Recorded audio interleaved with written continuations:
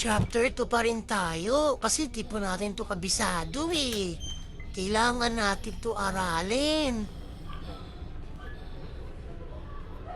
Ito kaya, tusok-tusok nakakatakot to. Try ko kaya dyan pumasok minsan. Ha! Saan kaya ako pupunta? Saan ba yung inakyatan ko rito nung nakaraan? Nalimutan ko na.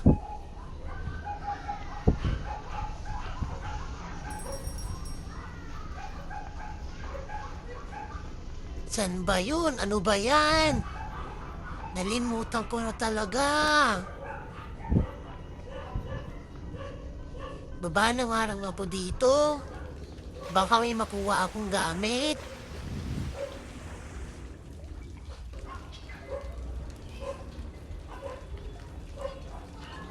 Para saan kaya to? Glass fuse. Hanapin natin kung saan to gagamitin.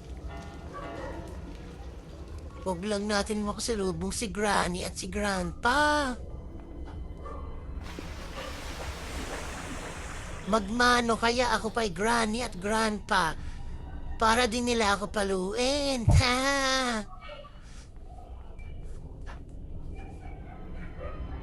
San ba ako umakyat no? Nalimutan ko na. Eh dito ata. Dito nga. Naku, sigurado andito sila. Ayun na nga. Naku. May nagsa-sound trip si Grandpa, ha? Tago nga ako dito. Nandito ako. Di niyo ako makakita, ha? Labas na ako kaagad.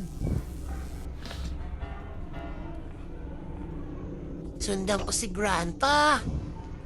Ano ba yung ginagawa nito? Ay, dito ako papasok ko.